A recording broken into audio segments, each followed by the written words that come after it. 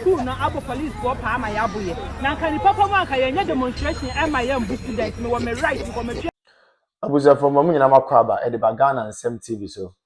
But omo dey so be like video, no be subscribe to the channel, no what turn on notifications say be next time. Videos of this nature eba also sabit makabina so watch your comment section ho. Maybe whom be from Mr. President Amajo so TikTok or comment section ho. By be whom be from Mr. President Amajo so. Ko yin na dream say that be ano e between the new patriotic party aba power. Na ya bana Ghana fo nyina ho ato ko amamo we dey. The need to Sudan say man we need that be na the be ameka asem bi say amanyasom ne yeye no. So wa mo ni anda ho a ho be chiro pa. The moment I be hold the public office, and they say, who say you own it a responsibility. I mean, a sole responsibility to serve the ordinary Ghanaian. But I think, say, I do retirement. If you say a public office no more hold it, as a result of that, it is their sole responsibility to impact and improve lives of people. They have forgotten about that. Abushamin chankra, mommy enko. The enko video bimra. The video no we are going to take our time and digest the issues out of the perspective of the ordinary girl, not the perspective of Mr. President here. demonstration ye in school na abo police for pa ma yaboye. Na kan papa ma ka yenye demonstration e ma yam students me wo me right because me share me fees. And who cheating me doesn't mean say me ama no. Because of that, all police abo me ama me pra. Baby e bedru. Okay, for the benefit of ye nuanom a omonti video yase anaso muni masema ekoso no. Endra no pa ye wo honom ana ye hu se videos we a start fly all over the internet. Na ne nyina ye student nurses a omo krobo techiman nursing and omo demonstration against omo school principal. Na principal no, I'm yet to confirm the name of their principal, but they made it in say my no as a friend say Miss Helen, you say Miss Helen or something, but I cannot confirm the name of the woman.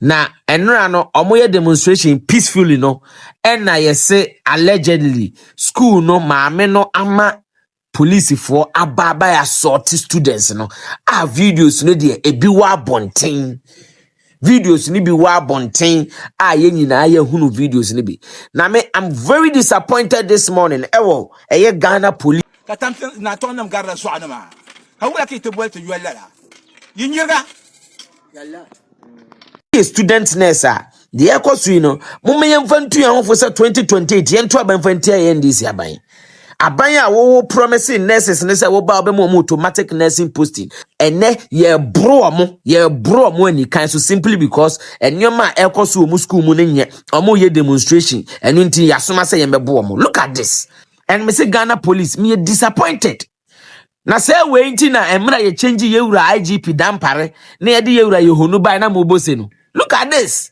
me menya ho ye wura IGP with immediate effect.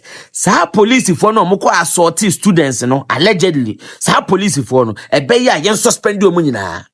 Na se mo na nka yesa moko na moko protect enkra na mo yo mu peaceful demonstration no. Se mo ko na makwa assault o mo a e de na mpesa mo kire Ghana for. Yen suspend this police for nyina. Na yen san suspend eye principal no wo school mu onom no. Na yen make sure say ye eye enhwehwemu dia fa ensem na students ne kan. Adan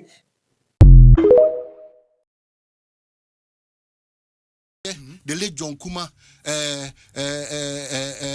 were a certain squad. Abu Ramadan, a certain squad. Kofi 1, 2, 3. Go and check. So increase. Who said that will be a clean? Why the cow? One that NDC for Benedad or Mono. Now, people for Ben say ABC, Danana. I'm saying.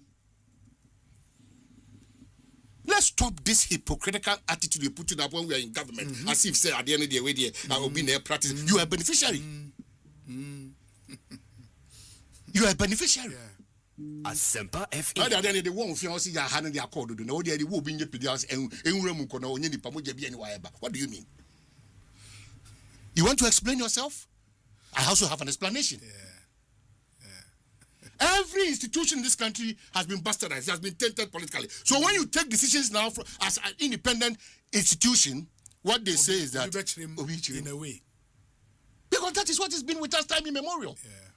Down party take a decision na NDC-4 ABC that. Why not say Obusma Kutre? Why not anybody sa? No, your honor, yes, you can. So what do you want us to do now? Obi na say dem your honor NDC-4 nation before she bombs Obi or the nyansa didi na comfort ye didi. Chuku na wa koni nyame suro na woni mu no and comfort and tokwane ateni didi ana. Hey, o man you so ba habi. There be you see Ministry of Transport say NDC-4 nkwa na mra no. We've got it to a point where people take it personal that they can't believe why they will see Omahini talking to an NDC minister. Yeah. They don't have a problem. Yeah. They have a big problem with that. What do you mean? What country are you building? You're interested in a foreigner engaging our minister than me. I'm engaged. What do you mean? Ghanaian. What do you mean? Because of Edemano. Unya Kabila Al-Hassan. Ayi teacher ni yo say hwan ya woni akora bi de ba yi o de ne betina ho so pa na wo DJ ke unim se atintenhu ta woto na wo hwiri treasure unim se atintenhu eta woto na wo hwiri treasure onzo obi anka bi ma o DJ ke onzo obi anka bi ma sa na wiase ne tie so obi asamba fa we ya futuo obi asamba susuka na wonim de da wanim obi asamba susuka na me am srema wo se ebi mu be defend no wo be defend DJ K sasai enim guase we ya wagu ne ho eh DJ K nya ni pa asem wo ka no okromu a me se me DJ K no minim de ntia be se me kasa wakama asem me wakama asem ya asa ne ye nya nipa asa ye de ne ye mfura busuam ene de wo me say baby I won't ankasa baby I issue no ka fine na fa ye somebody can catch us say afa ye pa enti ne yentimi nka yentimi enka no say de nka ese ye ka no ene wu nti Kamila Al-Hassan otwa krom ha chese DJ K na wu ni nyansa se ne hwan wo krom ha so obi ya na ade na wonti ase a memfa ne se nipa ne sabi onim de wo ye unim nyanza se ne hwan wo krom a on say so tam yesi wo platform ne so a ya na memfiu utam me a me nua ba political babies esi wo platform ne so a on say ya na yemfiu ya na ho yesere ya na video ni ehwe ni say ya ene de ho na wo hye wo no ene wo na wo hye wo no me say Kamila Al-Hassan baby owo bia ne kra ene ne kra ni beba ne ho so ne kra ni beje na explanation be na de be abonten endra me ye video ba akoma na no ne part 1 we ye part 2 me twen so obesa ba abonten abekeka obeti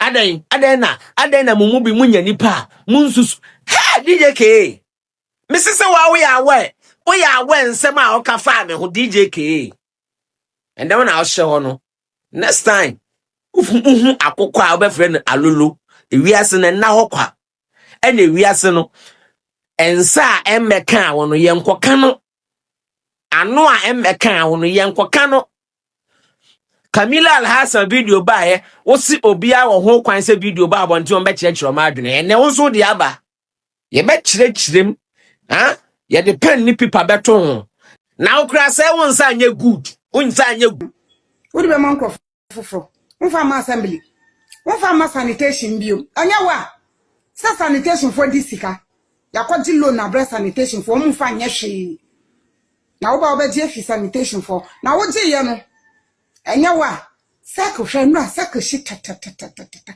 nso tonshina baby shi hey who ya dio nkwa ho ba eja hihie hey Mr. Pad unya ba perfect intro say what a pad sanya wa de wo do say pad na be ye bibia mo It took about 15 minutes. You can even waste as much as 1.5 hours.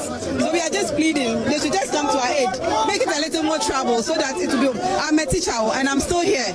My learners are in school waiting for the teacher and the teacher is still here. So we are just pleading. They should just come and fix it for us. We beg them. How long have you been waiting? Oh, I got here for almost 4 hours. Yeah, if I'm not, yeah, 4 hours. Because I got here before 6 o'clock and we are still here. It's 9 something. So it's more than almost 3-4 hours we've been here. And so these are the more residents who are gathered here, sharing their flight here. I understand your frustration, but let me engage some of the organizers of this particular demonstration. Now we understand you've blocked the road for close to 3 hours.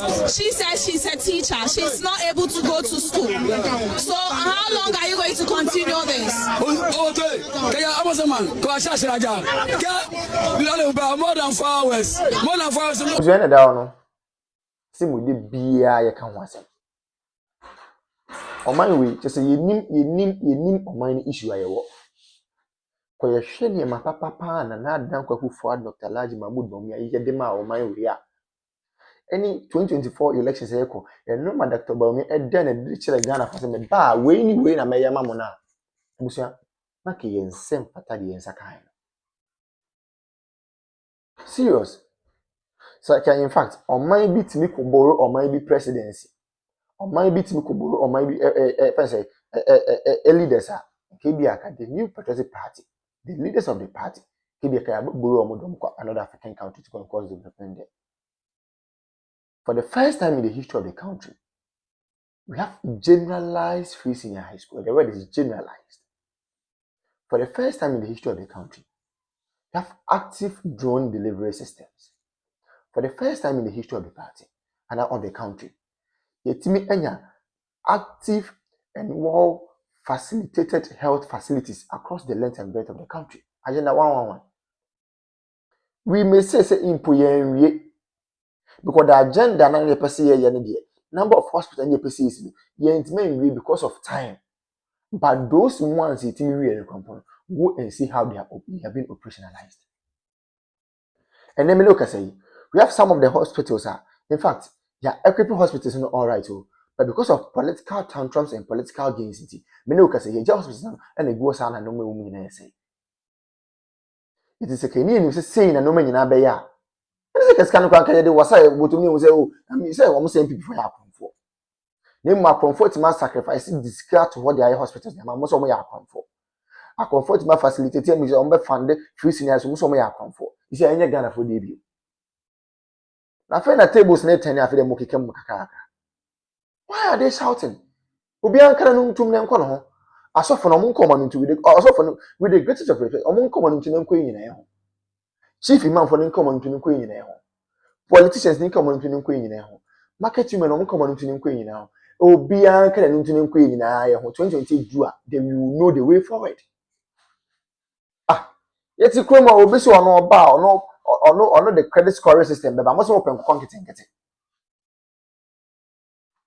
Nancy Bibi Nina Casa de Sebi, ye be a kitting, ye invest square and kitting. We want everything in pieces, we don't want everything in bulk.